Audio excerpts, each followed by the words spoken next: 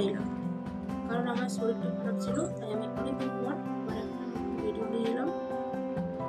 ঠান্ডা লেগেছিল, গাল ফুলে গিয়েছিল, ওই জন্য আমি এতদিন কোনো ব্লগ দিতে পারিনি।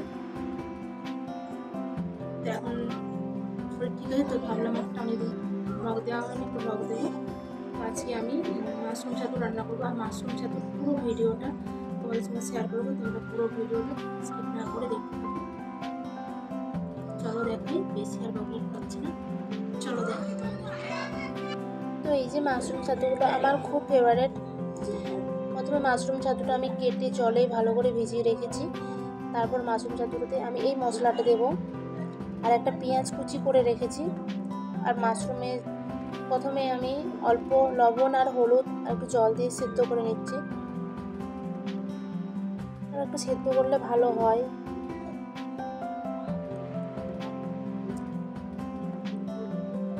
সেদ্ধ হয়ে গেছে, এবার কড়াই অল্প তেল দিয়ে মাশরুমটা ভালো করে ভেজে নেব, কিন্তু আমার একটু তেলটা বেশি পড়ে গেছে।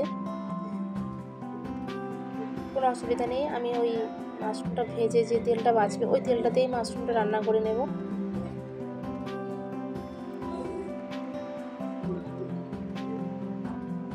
মাশরুমটা ভাজা হয়ে গেছে, এবার ওই তেলটাতে পেঁয়াজটা ভালো করে ভেজে নিচ্ছি।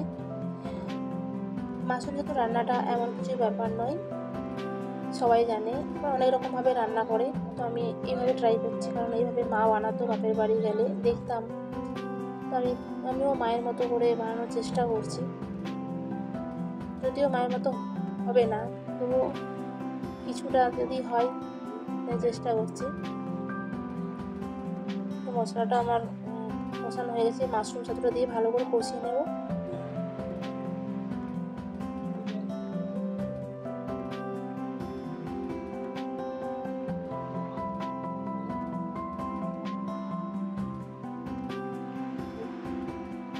তো আমার ছাতু হয়ে এসছে, কেমন হয়েছে তোমরা কালারটা দেখে কমেন্টে জানিও।